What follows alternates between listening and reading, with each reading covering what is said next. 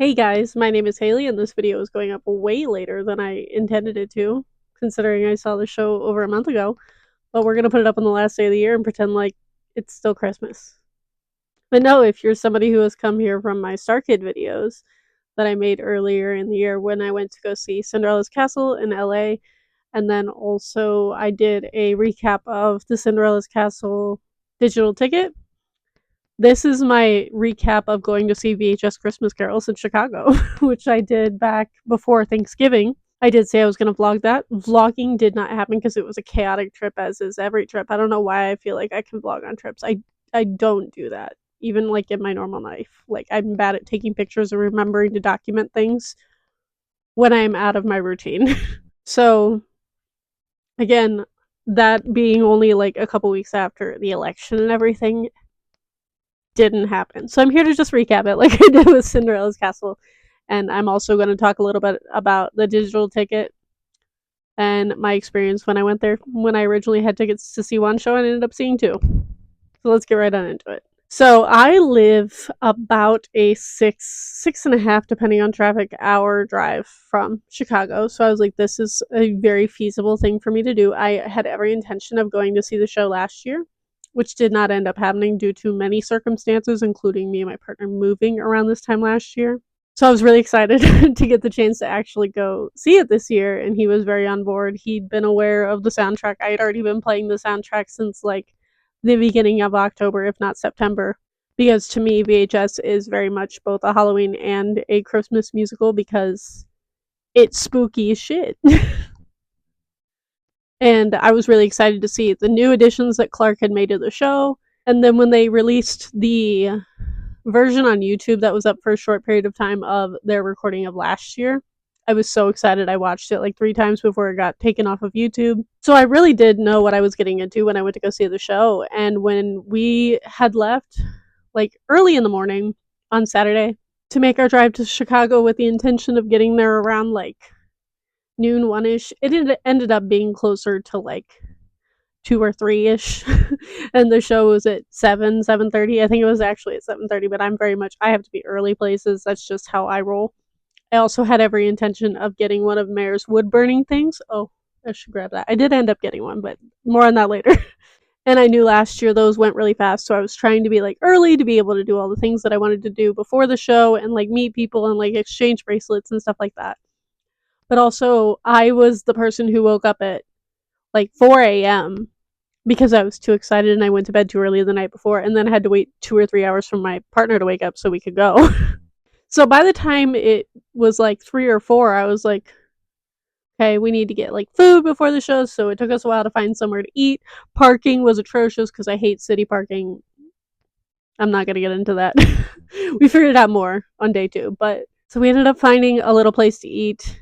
My partner needed to nap, so we like napped in the car because we weren't willing to give up our parking spot because it was hellish finding it. The first night we ended up parking at like metered parking, like down the street from the theater, which if you're willing to go out during like intermission to go feed the meter is a viable option in my opinion. That's what we ended up doing on Saturday night, which was the first show we went to.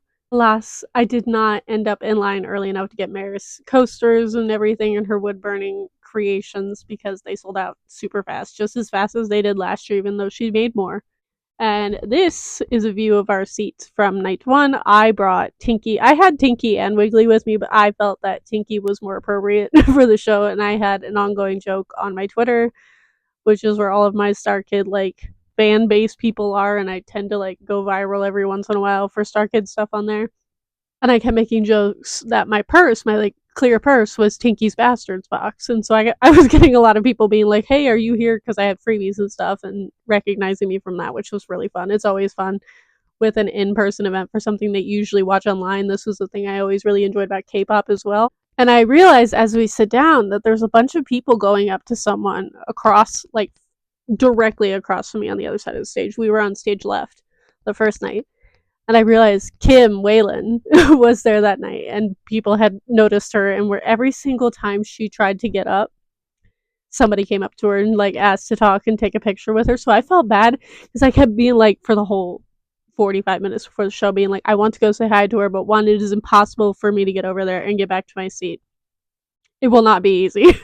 And two, I was so tired. I had been up since 4 a.m. We had had a 6+ hour drive. I was mildly delirious. It really hadn't hit me that we were about to watch Starkid perform. Like, it was all of my like excitement for Cinderella's Castle, but also with the added I was so sleepy, so I was not thinking about vlogging or documenting anything, let alone meeting one of the Starkid members. So I unfortunately did not get to meet Kim, even though I know a lot of people did get to meet her that night. And if you did, please tell me. I've heard nothing but good things about how kind she was. There were people on Twitter that were talking about it and everything, and I'm so jealous. I wish I had been more mentally aware and able to interact with human beings, but I was so sleepy and I would have embarrassed myself. But this is going to get into some theories and stuff I will get into later. I'm just going to recap my actual experience first. But anyway, I love the show. I cried. I cried at the same part of the show both nights and every time I've watched it since. And I've showed it to several people since. Like, I've shown it to my partner's brother. I've sent it to a lot of people of the one that is up for free on YouTube that they did in LA like a couple years ago. I've showed that version to my sister, which doesn't have the part that usually makes me cry in it. Because one of the parts that makes me cry has to do with Jim and Della, which is one of the new additions to the show that Clark has written. Anyway, I had an incredible night. I was so sleepy. I also spent I had been conversing with the lighting designer, I believe her name is Alexa, on Instagram, trying to find somebody who would be able to get my bracelets that I made them to the cast. And when I went and saw Cinderella's Castle, obviously Rusty, who is Matt's fiance now wife, I believe they got married a couple months ago after Cinderella's Castle, but Rusty had been the one to get my bracelets to the cast last time, so I was like trying to find somebody that I knew I would be able to find, like either at the merch table or within the behind the scenes people. And Alexa had offered on Instagram. She actually follows me on Instagram, which I think was really cool. She's really, really nice. I highly recommend chatting with her. But I ended up going up to her after the show and handing her the bracelets that I had made for the cast. And she was like, I'll get them to him. Don't worry about it. And at this point, a bunch of people from Twitter had recognized me and seen me walking around trying to find them. And they were like, "Oh my gosh, do you have the freebies?" And I was wearing all of my bracelet freebies, and I was like, "Yes." And everybody was trying to be so nice to me, and I was so tired, and I had to just be like, "Guys, please take whatever bracelet you want. I need to go to bed." So I did end up taking pictures with the VHS tapes. If you didn't know, my favorite Starkid musical is Black Friday. So I brought Wiggly out and took a picture with the VHS tape of Black Friday, and it might be one of my favorite things ever. But from there, literally, me and my partner just like went to bed. But on our way to like getting to where we were gonna sleep, I was like, so like I don't work until noon on Monday, and again, this is still Saturday night. And I was like, what if we just stayed here? Because we intended to stay there that night, but we were gonna head back very, very early in the morning. And I was like, what if we just stayed here and went to the matinee, which was the last show the next day? And he was like, why not? And I was like, oh, sold. And within like 20 minutes, I had bought us the tickets that were also severely discounted at this point because the show hadn't been sold out yet, and there was only one more show left. I think they were like 40% off or something. I don't know. I didn't pay very much for them, I'll tell you that. And ma'am, we had tickets to the next show. So we went to bed. And then we woke up relatively early for how tired I was. And we ended up going out to breakfast at a little restaurant. If I have the picture, I will put it up here. I don't remember if I took a picture of it or not. If I didn't, he probably did. And we had a like 3 or 4 hours to like kind of explore Chicago a little bit more, which we did not get the chance to do very much at all the day before, which was fun. So we ended up going to that breakfast place, and then we also ended up going to a bookstore. It's like a romance bookstore that I had known about. Insert some of the pictures here if I remember to do that in editing, which hopefully I will.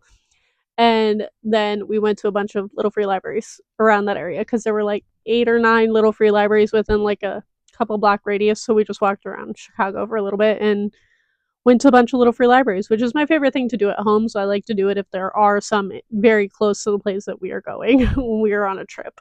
And then we found better parking because I actually looked into it because we had more time to like figure it out. So for anybody who is going to see VHS Christmas Carols next year, and I will hopefully fucking remember to do this because parking was a headache that first day, which also was a Saturday night, so that was our own fault. But there is a park like catty corner to the theater, the Apollo, assuming that they do this again at the Apollo next year, which I believe that is their intention, but just in case they do, there's like a park catty corner. I think it's like called Jonquil or something like that park that's like catty corner to the Apollo Theater. And we got there early enough, and it was also like, I don't know, it was like 12:30 or so when we got to there. That's in perfect walking distance, and it's free parking. Free street parking. And I was like, why didn't we know about this yesterday? But we ended up sitting there. My partner was like trying to get some work stuff done. So I was like, I am going to go get in line because I'm determined to get one of Mare's wood burning things this time because I did not get one last night because I didn't get in line early enough. And he was like, it's still like an hour before they're going to even open the doors. And I was like, you underestimate how badly people want these and how early they will line up. So I went and got in line. I'm very much like, if somebody talks to me, I will happily talk to them. I am not very much someone who will just go up to someone and start talking to them. So I like just minded my own business with Tinky and Wiggly in my bag in line for like half an hour, and we got in early enough. And I got in line for the last, like, I think by the time I got up there, and I was like maybe 12 or 15 at the most people ahead of me in line. And by the time I got up there were only like 3 wood burning things from Mare left, and they were out of the hats and scarves because I was considering getting one of those, and I was like, so I did end up getting one of them. I'll go show you right now. And also, I will preface this by saying, like, Meredith, for one, love her vlog channel, her vlogs, the aesthetic of her vlogs. Even if she wasn't a member of Starkid, I would watch her vlogs. So this was a big deal to me because she's always been like top 5 favorite of the Starkids, and I got one of her little wood burning ones, and I got this one specifically because I'm a big fan of Little Match Girl. The Little Match Girl, like, little tune, I'm a match girl, little match girl, been selling since I was 7, has been stuck in my head on a loop since I watched the additional content earlier this fall. So I got the matches in honor of Little Match Girl, and then it's signed by Mare on the back. So this is now one of my most prized possessions and lives up on display on my bookshelves with like my special editions. And then we also I did exchange freebies with a couple of people, and somebody made these tiny little like wire bead. I don't even know how to show these. I'll show a picture of it. I know I have a picture of it because I was like, it's so small and so cute.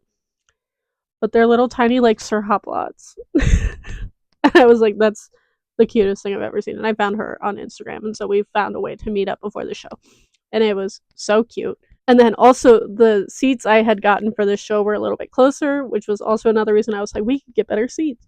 So they were like a couple rows closer, but on the opposite side of where we were last time because I wanted to be closer to Meredith because we were on Clark's side of the stage last time. And fun facts about me, my favorite song in VHS is Three Spirits because, again, Meredith. But also, I just think it's a fantastic song, and I sing it year round and listen to that one particular year round.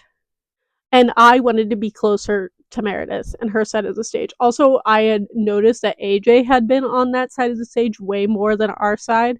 So I was like, okay, I not only want to see this from a different perspective, but I would like to be closer to the people that I wanted to see, like, really, really badly. Like, I had never been able to see AJ live. I've never seen Allie live, and I've never seen AJ live. Quite frankly, I thought I was never going to see AJ live because AJ spent years doing actual like world tours and like Broadway stuff for the last like 10 years or so, that I never thought he would come back to Starkid full time in the way that he has. And again, not full time, but like very consistently. And back in the day, like early 2009, 2010, AJ was like, I was a big fan of his. I was like a big fan of his YouTube channel where he would like play songs on the piano in like college and stuff.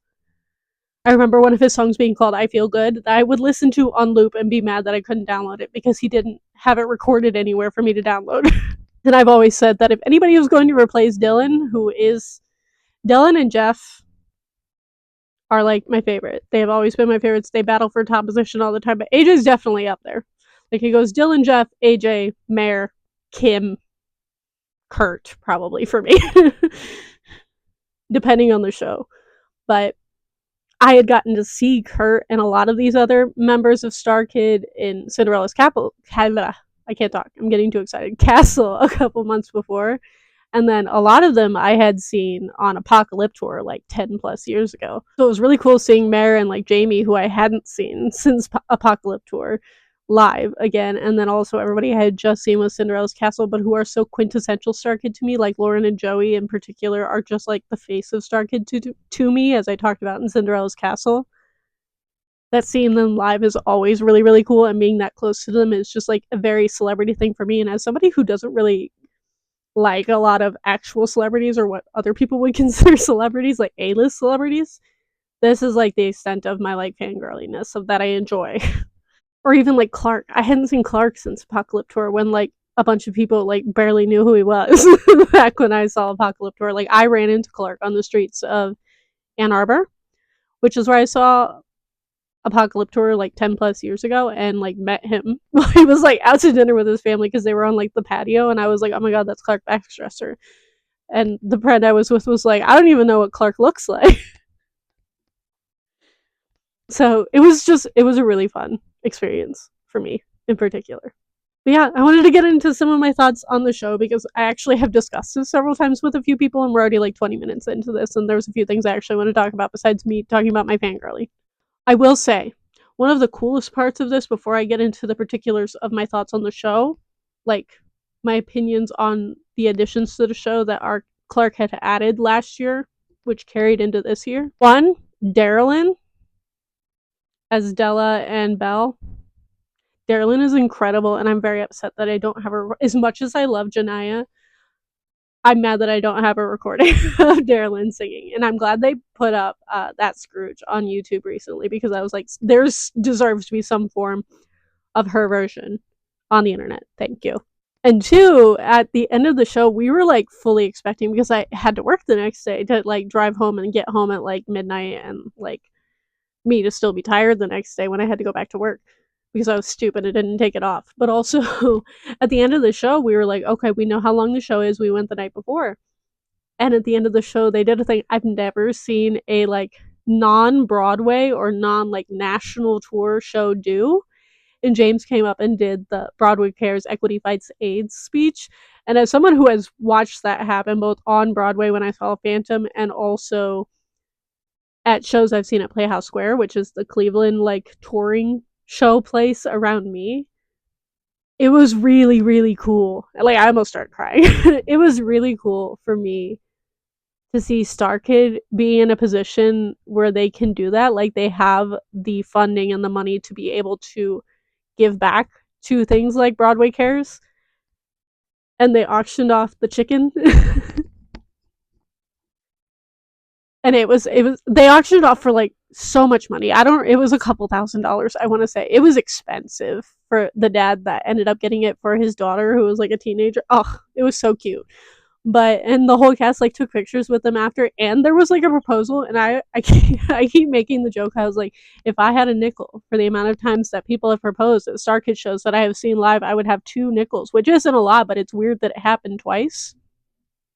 Because when we went to Cinderella's Castle the night we went to, there was a proposal of like 2 Starkid fans in the audience. And everybody like congratulated them and everything, and like James even used it as a joke in the show as the prince. He was like, I heard there was a proposal. This party's about me though. Like it was really interesting that every show I've ever been to, except for Apocalypse Tour of Starkid Labs, people have proposed. I just think it's really cute and bizarre that it's happened twice. But yeah, they ended up auctioning this off. There was a proposal, and then we booked it out of there, and I didn't get home till like almost 2 in the morning, and I was so tired the next day. But anyway, that's why this did not get filmed in a timely manner, on top of everything else and all the other reasons. But I would like to get into my actual thoughts on the new additions to the show, as somebody who has watched VHS from its like birth back in like 2020, when it was that weird editing that, on like live streams that doesn't exist anymore because they didn't even know what they were doing at the time, and I don't think anybody even recorded it. I had the digital ticket to that. So like I have watched the show like transform over like what is it, 5 years now? That's weird. Through like different casts. Like mostly it's been the same cast, but there's been like cast changes here, like Jim or Della and Belle, and like obviously going from Dylan to AJ as Scrooge, and all of the new content that Clark added last year that none of us got to see until this year, or like a lot of us didn't, because there wasn't a recording of it last year until they put it out on YouTube to promote the show this year, and then promptly took it away from us, and we were all very upset. But I wanted to talk a little bit about it. So, number one, my favorite new song is probably Cold Cold Streets or Be the Light. I go back and forth between those two. Cold Cold Streets was just, it's always a joy seeing Joey and Lauren perform, but Joey, Lauren, and Brian Holden, hilarious. I also will say, What Do You Do, as a mention, was the funniest thing I've ever seen. Like, I was in tears. I was laughing so hard watching those three do the oh no. Like, hilarious. Even my boyfriend, who, like, does not know these Star Kids, like, he knows Joey and Lauren from a bunch of other Star Kids stuff. I think he's only seen Brian in Holy Musical Batman. So he doesn't know Brian very well. And he found Brian very funny, which, as somebody who has been a Starkid fan for as long as I have, I always like seeing who other like new people to Starkid find funny. It's usually Joey, and if Brian is involved, Brian. So glad to know that's a universal experience, because my partner's brother also had the same experience, thought Joey was hilarious. But going in order, I want to say one, Something Perfect by Darylyn. Darylyn singing that song, I felt like I was on like a higher plane of existence. Her voice is beautiful, and I fully understand in Meredith all the way up to this point in the like rehearsal vlogs being like, I cry every time Darylyn sings, and I'm like, I get that. I about cried both times I watched her sing those songs. But the entirety of What Do You Do? I just talked about it, but it's so funny. Like, that song in particular, like the scene of Brian doing, like, he literally fell to the ground going, he's singing down the hallway when like Jim is walking back. Those three just collapsing all over the stage while singing the song is possibly the funniest thing I've ever seen live in person. I'm just gonna leave that there. I also, before I get into my theory, Be the Light, as someone who is an ex-Christian and was like very, very involved in the church and has heard a lot of church music in my time, Be the Light is like the most spiritual experience I feel like I've had in a very long time since leaving the church, if even better than a lot of the songs that I heard in the church that are actually spiritually based. I feel like Be the Light could be sung, and I've said this about what's it called from Dear Evan Hansen, You Will Be Found. I've said it about that song too, about how you could give this song to Christians and the Christians would be like, this is a Christian song now, and nobody would know the difference, which I love. But anyway, the biggest addition to this show, other than, I have a theory that has to do with Jim and Della, and then also Grandma Land. But I'm going to talk about the Grandma Land one first because it fascinates me. I came to the realization we were watching this, I think, the day before Christmas with my partner's brother, and I was showing it to him for the first time. And I was like, I want you to tell me, like when we started Grandma Land, I was like, I want you to tell me if you know what this story was about. Because I'd seen the discourse on Twitter and also seen a bunch of other people who had seen it, and they just do not understand what Grandma Land is, either while it's happening or don't get it until Clark explicitly says it during Be the Light. Which I find interesting, because as my first experience seeing Grandma Land was, or sorry, that whole scene, the Matchstick Girl story. Grandma Land is the song. The Matchstick Girl story, which is the second story that Clark has added after Jim and Della's.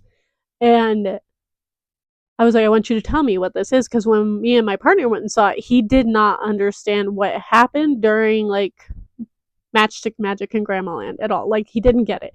And I had seen this was a recurring thing on Twitter of people who were like, I did not, it went right, the Grandma Land story went right over my head, didn't get it the first time. But my first experience seeing it was on the YouTube video, and I was like, I got it right away. So I'm wondering if there is a correlation between people who are very emotionally based, and people who are logically based. Because me and my partner's brother are very, very emotionally based and like see a lot of things from an emotional perspective, and my partner is a very logical person. So I was like, I'm wondering if that's the difference. And this is my running theory, that people who don't get what happens during Matchstick Magic into Grandma Land, or even don't get it until Clark says she shouldn't have had to go to Grandma Land until she had to, and then it clicks for a lot of people, oh, the girl died. And like, it baffles me that people don't get it, but there does seem to be a correlation between, in my opinion, people who are more emotionally inclined and those who are not, or who tend to be more logical. That's my running theory. Let me know what you think about that theory down in the comments, because I've not seen anybody else say this. Because even my partner said the first show he went and saw, that we saw Saturday night, he was like, I don't really know what happened during Grandma Land, and I was like, you don't get why everybody's crying? Not as a diss to him, but because I had also seen that people say that on Twitter, and I was like, I don't understand how people aren't getting it. But anyway, that's my theory on Grandma. But also a theory that didn't occur to me until we were showing this to my partner's brother was, I think, so the scene that has made me sob my eyeballs out. I've always like cried when, in the original, when Scrooge, the I'll give you a raise, Baba said a raise. He goes, no, Bob, you're priceless. Like when he hugs Bob Cratchit at the end after he's like seen all the ghosts and everything, and it's like, it's a very heartwarming scene. I've always cried at that part. But I'm like very desensitized to that. It's been 5 years. I've been seeing it happen. I still occasionally cry at it, but it's not as constant. But something about Jim and Della's story in particular, both nights, I didn't cry at all. Besides this part, both nights.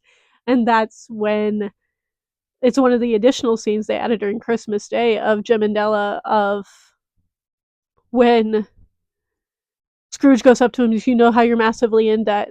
How about we just forget? And they go, no way, yes, stay.